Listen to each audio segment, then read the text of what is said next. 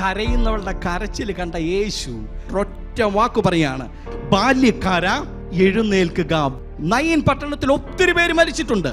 എന്നാൽ ഇതുവരെയും മരിച്ച ഒരാളുടെ വീട്ടിൽ കേൾക്കാത്ത ഒരു വാക്ക് അന്ന് നയീനിൽ മുഴങ്ങിക്കേട്ടു, ബാല്യക്കാരാ എഴുന്നേൽക്കുക. യേശുവിന്റെ കൂടെയുള്ള പുരുഷാരവും നയീനിലെ പുരുഷാരവും ഇതുവരെ ഇങ്ങനൊരു വാക്ക് കേട്ടിട്ടില്ല.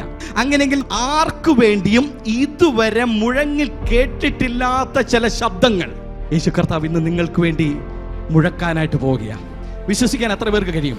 കാലപ്പഴക്കം ചെന്നതാണെങ്കിലും, ഒരു മറുപടിയും ഇല്ലാത്ത വിഷയമാണെങ്കിലും, ഇത് നിന്റെ തലവിധിയാണെന്ന് പറഞ്ഞ് കളിയാക്കിയാലും യേശു കർത്താവ് നിന്റെ അടുത്ത് വന്നിട്ട് നിന്റെ ഹിസ്റ്ററി ഒന്നും യേശു ചോദിക്കത്തില്ല. കാരണം അവന് സകലതും അറിയാം. യേശു ഒരൊറ്റ വാക്കേ പറയത്തുള്ളൂ, ബാല്യക്കാരാ എഴുന്നേൽക്കുക. നിങ്ങളുടെ വിഷയത്തിന്മേൽ ഉയർത്തെഴുന്നേൽപ്പ് നൽകുവാൻ യേശുവിന് അധികം സമയം വേണ്ട. മറ്റുള്ളവരെല്ലാം നിങ്ങളുടെ ഹിസ്റ്ററി അന്വേഷിക്കുമ്പോൾ, മറ്റു പല കാര്യങ്ങൾ പറഞ്ഞ് നമ്മളെ അസ്വസ്ഥരാക്കുമ്പോൾ, നിന്നെ ബാധിച്ചിരിക്കുന്ന ബന്ധനങ്ങളെ തകർക്കുവാൻ ഒരുവൻ പരമയാഗമായി തീർന്നു. അവൻ ഇന്നലെയും ഇന്നും എന്നേക്കും അനന്യനായിട്ടുള്ള ദൈവമാണ്.